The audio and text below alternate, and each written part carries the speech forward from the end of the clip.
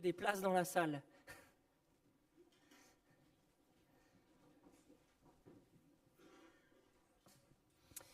Karl Barth, un des plus grands théologiens du XXe siècle, peut-être le plus grand théologien du XXe siècle, a écrit dans un livre sur l'Église « L'Église véritable est la réalité la plus infime, la plus pauvre, la moins remarquable, la moins puissante de toutes celles qui sont sous le ciel, puisqu'elle est rassemblée autour d'une crèche et d'une croix.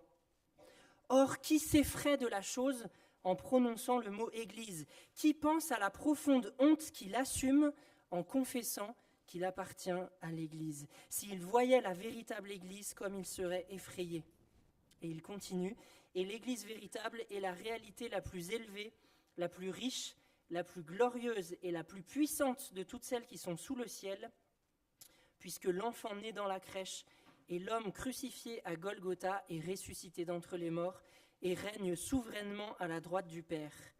Qui donc se réjouit de la chose en prononçant le mot Église? Où sont ceux qui sont en même temps très effrayés et très joyeux et qui montrent ainsi qu'ils connaissent la véritable Église ?» Si je vous partage cette citation en introduction de la prédication, c'est parce qu'il me semble que notre texte du jour, dans la série que nous poursuivons dans le livre de l'Apocalypse, met également en lumière, bien avant Karl Barth, ce caractère duel de l'Église, ces deux facettes contradictoires à première vue de ce qu'est l'Église dans ce temps dans lequel nous vivons, ce temps entre les deux venues de Jésus, ce temps entre la croix et le retour glorieux du roi que nous attendons. Je vous invite à lire avec moi dans le chapitre 11 du livre de l'Apocalypse. Nous lirons jusqu'au verset 18, on laisse le verset 19 avec le chapitre 12 pour la semaine prochaine. Apocalypse, chapitre 11. « Je reçus un roseau, une sorte de baguette d'arpenteur, avec cet ordre. Debout, prends les mesures du temple de Dieu, de l'autel et de ceux qui se prosternent là dans l'adoration. Mais laisse de côté le parvis extérieur du temple, ne le mesure donc pas, car il a été abandonné au peuple étranger. Ils fouleront aux pieds la ville sainte pendant 42 mois.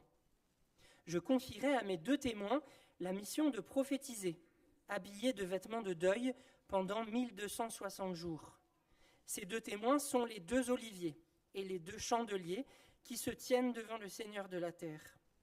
Si quelqu'un veut leur faire du mal, un feu jaillit de leur bouche et consume leurs ennemis.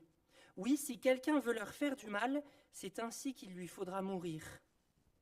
Ces 2 témoins ont le pouvoir de fermer le ciel pour empêcher la pluie de tomber durant tout le temps où ils prophétiseront. Ils ont aussi le pouvoir de changer les eaux en sang et de frapper la terre de toutes sortes de plaies, aussi souvent qu'ils le voudront. Mais lorsqu'ils auront achevé de rendre leur témoignage, la bête qui monte de l'abîme combattra contre eux. Elle les vaincra et les tuera. Leurs cadavres resteront exposés sur la place de la grande ville, qui s'appelle symboliquement Sodome et Égypte. C'est la ville où leur Seigneur a été crucifié. Des gens de tout peuple, de toute tribu, de toute langue et de toute nation regarderont leurs cadavres pendant 3 jours et demi et s'opposeront à leur ensevelissement. Tous les habitants de la terre seront dans la joie à cause de leur mort. Ils s'en réjouiront et échangeront des cadeaux, car ces 2 prophètes leur auront causé bien des tourments. Mais au bout de ces 3 jours et demi, un esprit de vie venu de Dieu entra en eux, et ils se dressèrent sur leurs pieds. La terreur s'empara de tous les assistants. Une voix puissante venant du ciel cria aux 2 témoins, « Montez ici !» Ils montèrent au ciel dans la nuée, sous les regards de leurs ennemis. Au même instant, se produisit un grand tremblement de terre qui fit s'effondrer la 10e partie de la ville, et dans ce tremblement de terre, 7000 personnes périrent. Les survivants furent saisis d'effroi et rendirent hommage au Dieu du ciel. Le 2e malheur est passé, voici le 3e malheur vient rapidement. Le 7e ange sonna de la trompette, et des voix retentirent dans le ciel. Le royaume du monde a passé maintenant aux mains de notre Seigneur et de son Messie. Il régnera éternellement. Et les 24 représentants du peuple de Dieu qui siègent devant Dieu sur leur trône se prosternèrent la face contre terre et adorèrent Dieu en disant « Seigneur Dieu Tout-Puissant, qui est et qui était, nous te disons notre reconnaissance, car tu as mis en œuvre ton immense puissance pour établir ton règne. Les autres peuples s'étaient soulevés dans leur fureur, mais ta colère est arrivée. L'heure est venue où tous les morts seront jugés, et où tes serviteurs, les prophètes et les membres du peuple saint, eux qui te craignent, petits et grands, seront récompensés. C'est aussi le moment où ceux qui détruisent la terre seront détruits. Les 7 signes, pardon, ça c'est le titre. Alors s'ouvrit le temple, non, j'ai dit que je m'arrêtais là, pardon, décidément. C'est aussi le moment où ceux qui détruisent la terre seront détruits. Jusqu'ici notre lecture pour aujourd'hui, la suite dimanche prochain. Je vous invite à prier. Seigneur, merci pour ta parole, merci pour ces révélations que tu as confiées à Jean. Merci de les avoir fait parvenir jusqu'à nous à travers la Bible. Seigneur, que tu puisses nous transformer ce matin par ta parole qui est la vérité. Amen. Rappelez-vous, au chapitre 7 du livre de l'Apocalypse, on avait vu qu'il y avait un interlude, une sorte de pause entre l'ouverture du 6e et du 7e sceau. Et de même ici, nous avons, avec le chapitre 10 sur lequel Joseph a prêché la semaine dernière et le début du chapitre 11 que je viens de lire, un interlude de nouveau entre la 6e et la 7e trompette. Et de la même manière que le premier interlude entre le 6e et le 7e sceau éclairait la situation de l'Église sur la terre, nous donnait à voir ce qu'est vraiment l'Église dans cette période dans laquelle nous vivons. Vous vous rappelez, avec la vision des 144 000 marqués du sceau de Dieu. De la même manière ici, l'interlude qui nous est donné à voir éclaire de nouveau le temps de l'Église entre les deux venues de Jésus. On va y revenir. Ce temps de l'Église éclairé par ces visions et par ces deux interludes, c'est le temps des nations étrangères qui, pour Jésus, dans les évangiles, a débuté par sa mort et sa résurrection. Jésus dit en Luc 21, 24, « Jérusalem sera foulée aux pieds par les peuples étrangers jusqu'à ce que leur temps soit révolu. » La mort, la résurrection de Jésus, la Pentecôte et puis la destruction du temple en 70 ouvrent pour Jésus et pour les apôtres à sa suite ce temps des nations, ce temps où le parvis extérieur de Jérusalem est livré symboliquement aux nations. Et l'Apocalypse parle de ce temps avec une durée fixe. On en trouve 2 expressions dans le texte que j'ai lu, on en trouvera une 3e plus loin.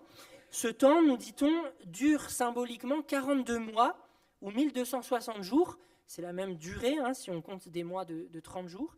42 mois, 1260 jours, ou dans d'autres textes plus loin dans l'Apocalypse, on nous parlera de 3 ans et demi. À chaque fois que vous lisez ça, il faut comprendre que ça renvoie à la même période, qui est désignée symboliquement par cette durée, puisqu'évidemment, le temps de l'Église dure bien plus longtemps que 42 mois, 1260 jours ou 3 ans et demi. Mais c'est dire en tout cas que ce temps a une durée qui est fixée d'avance, une durée limitée. Nous ne savons pas combien de temps va durer le temps de l'Église. Nous ne savons pas, on en a parlé dans nos prédications sur Matthieu il y a quelques mois, nous ne savons pas lorsque le temps où Jésus va revenir, malgré le fait que plusieurs essayent de nous en révéler la date. Jésus a dit que nul ne le sait, seul le Père sait quand le Fils reviendra. Donc nous ne savons pas, mais le Père, lui, sait. Le Père sait combien de temps va durer cette période. Il a déjà fixé d'avance le temps où Jésus reviendra pour rétablir pleinement son règne sur la terre. Et il y a déjà là quelque chose de rassurant, surtout pour les chrétiens à qui Jean écrit, qui commencent à subir de l'opposition, des persécutions de la part de l'Empire romain. Ce temps-là ne durera pas éternellement. Dieu lui a fixé d'avance une limite, un temps où Jésus reviendra pour mettre fin à cette opposition à son peuple, pour mettre fin à la persécution de son peuple.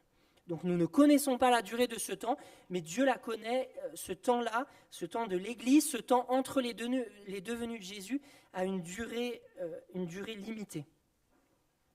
Et ce temps, nous révèle ce texte d'Apocalypse 11, est aussi le temps de la reconstruction du temple de Dieu, que Jean doit mesurer, comme sur un chantier, avec une baguette d'arpenteur. On trouve déjà ce genre de vision dans l'Ancien Testament qui à chaque fois renvoie à la reconstruction du temple, comme si le visionnaire, les prophètes dans l'Ancien Testament, Jean ici, était projeté en vision sur le chantier de la reconstruction du temple. Et avec cet outil de chantier, la baguette d'arpenteur, ils doivent mesurer les dimensions de ce temple qui va être reconstruit. Mais quel est alors ce temple de Dieu qui est reconstruit, qui est en chantier pendant le temps de l'Église, pendant le temps entre les deux venues de Jésus? Eh bien, il est précisé en Apocalypse 11 que c'est ceux qui se prosternent dans l'adoration que Jean doit mesurer. Ce sont des personnes. Le temple que Jean doit mesurer, le temple qui est en train d'être reconstruit, c'est une communauté, un ensemble de personnes qui se prosternent pour adorer le véritable Dieu. Le temple en reconstruction, le temple en chantier entre les deux venues de Jésus, c'est en fait une communauté dont les membres, d'autres textes de la Bible nous en parlent aussi, dont les membres forment les pierres vivantes. Il n'est pas question d'un projet de reconstruction du temple physique détruit par les Romains en 70 à Jérusalem, mais bien de la reconstruction d'un temple vivant, d'un temple constitué de pierres vivantes. C'est l'Église. C'est l'Église qui est le chantier de reconstruction du temple depuis la Pentecôte, depuis la mort, la résurrection de Jésus, la Pentecôte, et jusqu'à son retour. Et comment ce chantier progresse-t-il alors dans ce temps particulier dont il est question ici? Eh bien, ce chantier progresse grâce à la mission des deux témoins. Ces deux témoins qui sont une figure symbolique encore dans l'Apocalypse pour parler de l'Église. Les deux témoins de cette première vision d'Apocalypse 11 représentent l'Église. Ils sont l'ensemble des croyants qui, pendant tout le temps de l'Église, témoignent de l'Évangile dans le monde. On nous dit qu'ils prophétisent. Ils sont les porteurs de la parole de Dieu dans le monde pour ceux qui ne le connaissent pas encore. Et c'est comme ça que le chantier de la reconstruction du temple de Dieu avance, par la proclamation de l'Évangile dans le monde, par l'Église qui, dans son ensemble, a une vocation prophétique d'annonce de la parole de Dieu dans le monde. Et certains, à l'écoute de cette parole, vont se repentir, se convertir et devenir eux-mêmes de nouvelles pierres vivantes qui vont être ajoutées au temple et qui vont participer ainsi à ce grand chantier cosmique de la reconstruction d'un temple qui est en fait la communauté de tous ceux qui se prosternent devant Dieu. On nous dit dans le texte que ces deux témoins, représentant donc de l'Église, sont des prophètes, j'en ai parlé, et des témoins, mais ils sont aussi, de manière plus subtile peut-être, présentés comme des rois et des prêtres. Parce que Jean parle d'eux comme les deux oliviers. Alors vous me direz, quel est le rapport entre deux oliviers et des rois et des prêtres ? En fait, Jean fait ici allusion à une vision de l'Ancien Testament encore, une vision à laquelle il a déjà fait allusion dans les chapitres précédents. C'est celle de Zacharie 4, avec une vision un peu particulière, où on a deux oliviers qui représentent en Zacharie 4 Josué et Zorobabel. Qui sont Josué et Zorobabel ? Il s'agit du grand prêtre, Josué, et Zorobabel, du descendant de David, chargé de la reconstruction du temple, à Jérusalem lors du retour d'exil, c'est-à-dire au VIe siècle, à la fin du VIe siècle, avant Jésus-Christ. Zacharie avait eu une vision de la part de Dieu pour encourager ces deux personnages importants de l'époque, le grand prêtre et le descendant de David, donc l'aspirant au trône royal, pour encourager ces deux personnages dans leur entreprise de reconstruction du temple qui rencontrait énormément d'opposition. Les autres peuples à côté voulaient empêcher les habitants de Jérusalem de reconstruire les murailles et de reconstruire le temple. Et donc Zacharie avait reçu cette vision avec les deux oliviers, donc le grand prêtre et l'aspirant au trône royal, qui était nourrie, alimentée d'huile, c'est-à-dire par le Saint-Esprit, donc équipée de l'Esprit de Dieu, pour accomplir cette mission de reconstruction du temple. Et ce n'est donc pas pour rien que Jean présente aussi dans cette vision les deux témoins, l'ensemble de l'Église, comme deux oliviers, comme ceux qui sont, à l'instar de Josué et Zorobabel à l'époque, chargés de cette reconstruction du temple, remplis du Saint-Esprit, équipés de l'Esprit de Dieu pour accomplir cette mission, ce grand chantier cosmique de reconstruction du temple par leur témoignage, par leur évangélisation, par la mission de l'Église à toutes les époques et dans tous les lieux, pour que des hommes et des femmes, petits et grands, comme dit la fin du texte, s'ajoutent comme des pierres vivantes à ce temple. L'Église constitue donc dans son ensemble, et Jean le disait déjà quelques chapitres auparavant en parlant de l'Église comme un royaume de prêtres, l'Église constitue dans son ensemble une communauté de prophètes, de témoins, mais aussi de rois et de prêtres chargés de la reconstruction du temple dans ce temps entre les deux venues de Jésus. Vous voyez comme cette vision, de nouveau, dans cette interlude entre la 6e et la 7e trompette, éclaire le temps de l'Église, éclaire qui nous sommes et ce que nous sommes appelés à faire dans le monde, éclaire l'identité que Dieu nous donne de prophètes, de témoins, de rois, de prêtres. Cette Église, représentée par les deux témoins en Apocalypse 11, qui sont aussi deux chandeliers, qui est un symbole de l'Église dans l'Apocalypse, est décrite pleine de puissance. Et ça fait écho à la citation de Barth que je vous partageais en introduction. L'Église qui nous est décrite ici est pleine de puissance. Je ne sais pas si vous avez remarqué ça à la lecture. On nous dit qu'un feu jaillit de la bouche des deux témoins, donc de l'Église, pour consumer leurs ennemis. On nous dit qu'ils ont le pouvoir de fermer le ciel pour empêcher la pluie de tomber, qu'ils ont le pouvoir de changer les eaux en sang et de frapper la terre de toutes sortes de plaies. Imaginez comment peuvent recevoir de telles affirmations des chrétiens qui sont persécutés par un empire qui est beaucoup plus puissant qu'eux. Imaginez comment nos frères et sœurs de Corée du Nord, d'Afghanistan, dans tous les pays qui sont persécutés aujourd'hui, comment peuvent-ils recevoir de telles paroles ? Comment peuvent-ils entendre qu'un feu peut sortir de leur bouche pour consumer leurs ennemis, alors qu'ils vivent tout l'inverse, ils sont écrasés par les empires qui les persécutent. Cette autorité, qui est attribuée aux deux témoins et donc à l'Église dans ce texte, rappelle celle de Moïse dans les plaies d'Égypte. Moïse qui, par son bâton, a changé les eaux du Nil en sang, a frappé la terre de toutes sortes de plaies. Cette autorité rappelle aussi celle d'Élie dans l'Ancien Testament qui a fait tomber le feu du ciel sur les soldats qui venaient pour l'arrêter, qui a aussi eu le pouvoir de fermer le ciel pour qu'il n'y ait plus de pluie qui tombe pendant combien de temps ? Pendant 3 ans et demi. La même période qui est indiquée ici pour le temps de l'Église. Mais il faut bien comprendre quelle est cette puissance et quelle est cette autorité qui est attribuée ici à l'Église. Rappelez-vous, en Apocalypse 8, il était déjà question de transformation de la mer en sang. À quel moment ? Lorsque sonnait la 2e trompette. Et les trompettes sonnent, elles sont déclenchées par le pouvoir de Dieu en réponse à la prière de l'Église.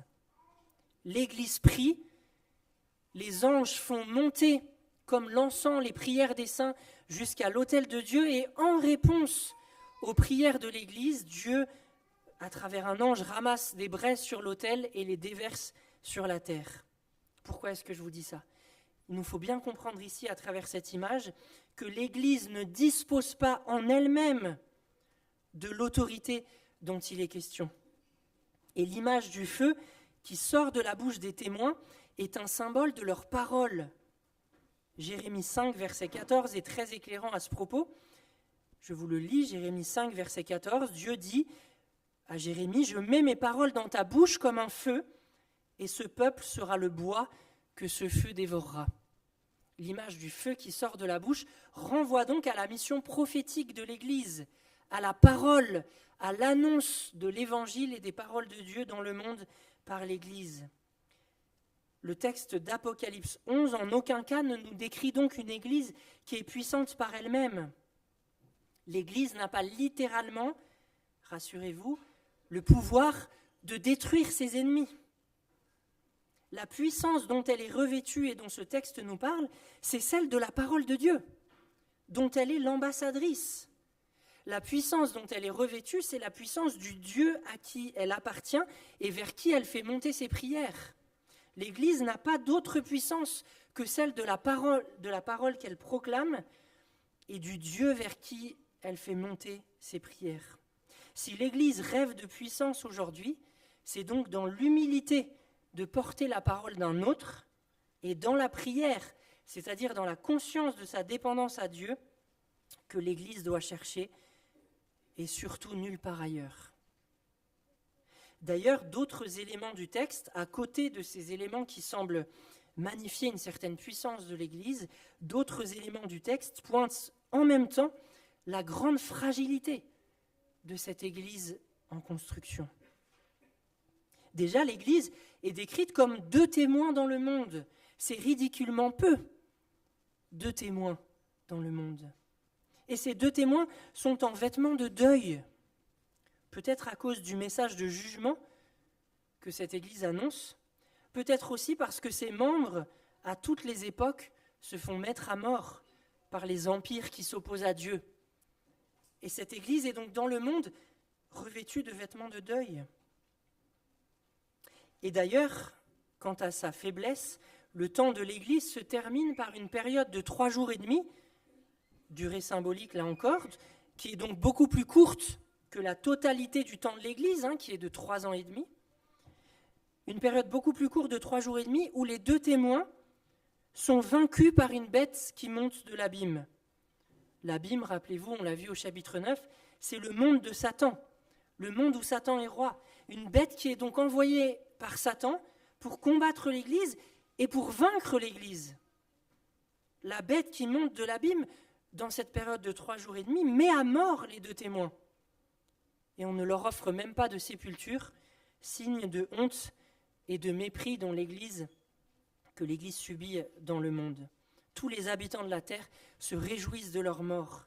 Les habitants de la terre, à ce moment-là, s'offrent même des cadeaux pour célébrer la mort de ces 2 témoins qui dérangent dans le monde à cause de la parole dont ils sont porteurs.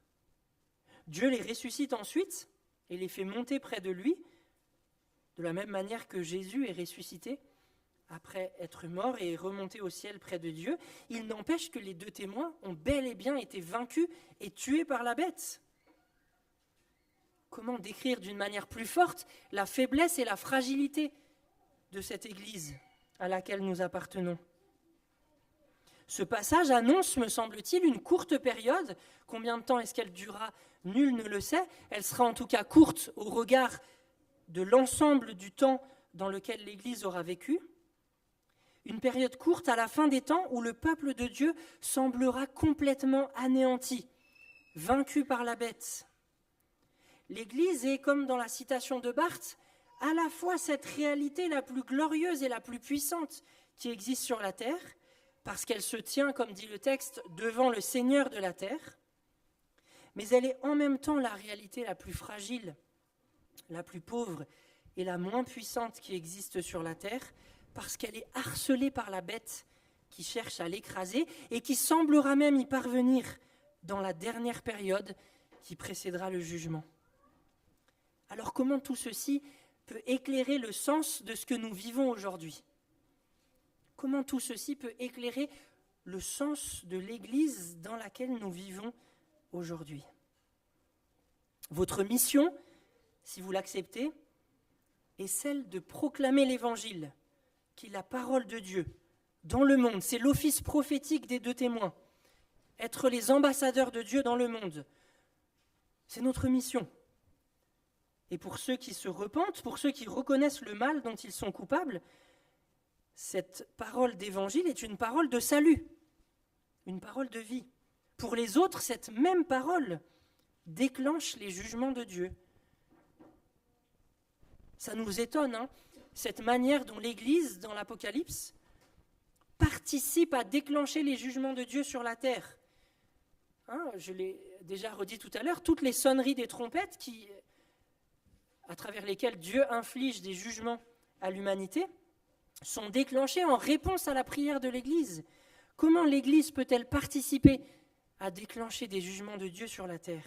En réalité, tout le Nouveau Testament dit ça, d'une manière ou d'une autre. Paul, par exemple, en 2 Corinthiens 2, dit que la parole qu'il annonce, l'évangile qu'il proclame, est un parfum du Christ, qui est pour les uns une odeur de mort qui les mène à la mort, et pour d'autres, le même parfum, la même parole, est une odeur de vie qui les mène à la vie. Par cette proclamation prophétique de toute l'Église, et non seulement de quelques-uns, le nouveau temple est édifié. Le nouveau temple se construit au fur et à mesure des siècles, partout sur la terre, grâce à cet office prophétique de l'Église. Est-ce que nous avons conscience, dans la mission à laquelle nous participons, dans l'évangélisation que nous essayons de vivre en parole et en acte, que nous participons à ce grand projet cosmique de Dieu, qui est la reconstruction du temple? C'est de ce chantier-là dont nous avons été faits les ouvriers, par notre témoignage. Mais c'est un chantier dangereux, et c'est là aussi où le texte vient nous éclairer peut-être d'une manière particulière. Ce chantier auquel Dieu nous fait la grâce de participer est un chantier dangereux parce que c'est un chantier qui dérange dans le monde. Surtout le monde qui se laisse conseiller et asservir par la bête qui monte de l'abîme. Cette bête, qui est un agent de Satan, on l'a dit, a pour objectif d'anéantir le peuple de Dieu. Tout au long de l'histoire, la bête met des chrétiens à mort, en influençant des gouvernements, en influençant des empires pour qu'ils s'opposent à la foi chrétienne et à l'Église. Et à la fin, nous annonce le texte, la bête semblera même avoir remporté la victoire contre l'Église. La bête semblera être parvenue à ses fins. Avez-vous conscience que la mission qui vous est confiée nécessite d'être prêt à donner sa vie pour elle? La question nous fait peut-être un peu sourire, nous, chrétiens français du XXIe siècle, nous qui ne sommes pas confrontés, et Dieu merci, à ces réalités. Mais la question est, je crois, très sérieuse. Êtes-vous prêt à offrir votre vie pour votre roi? Sommes-nous conscients que le baptême, que nous avons peut-être déjà vécu ou que nous sommes en train de nous préparer à vivre, avons-nous conscience que le baptême est un serment d'allégeance qui est fait au Seigneur de la terre, quoi qu'il nous en coûte? Heureusement, la plupart d'entre nous, et c'est une grâce de Dieu, peut-être même nous tous, nous n'aurons jamais de toute notre vie à choisir entre notre vie ou le Christ. Tout comme dans une armée, tous les soldats ne meurent pas sur le champ de bataille. Tous les soldats n'ont pas, simplement parce qu'ils sont entrés dans une armée, ne se retrouvent pas nécessairement à un moment donné de leur vie et de leur carrière à devoir choisir très concrètement entre leur vie ou le service qu'ils rendent à la nation pour laquelle ils se sont engagés. Il n'empêche, entrer dans l'armée, c'est faire le choix d'abandonner sa vie à la nation que l'on s'engage à défendre, sans attendre d'avoir à se poser concrètement la question une fois qu'on arrive sur le champ de bataille. La vie chrétienne est très similaire à cette image. La vie chrétienne est une allégeance totale faite au Seigneur, sans attendre d'avoir à se poser concrètement la question face à l'opposition violente de la bête. Être chrétien, c'est être prêt à mourir pour sa foi, à être prêt à mourir pour son Seigneur. Le martyr fait partie, potentiellement au moins, du témoignage chrétien. Le martyr fait tellement partie de ce qu'est le témoignage chrétien qu'en grec, le terme martyr signifie témoin. C'est le même mot. Être un témoin, dans le grec, c'est être un martyr. Témoigner, c'est porter la parole de celui pour qui on est prêt à donner sa vie. Il me semble que même si nous ne sommes pas confrontés concrètement à ces questions, et encore une fois, c'est une grâce pour laquelle nous pouvons remercier Dieu, il serait toutefois salutaire pour nous de nous poser régulièrement ces questions, sans attendre que les circonstances nous les posent à un moment où nous n'aurons pas eu le temps de nous y préparer. Êtes-vous prêt à offrir votre vie pour votre roi ?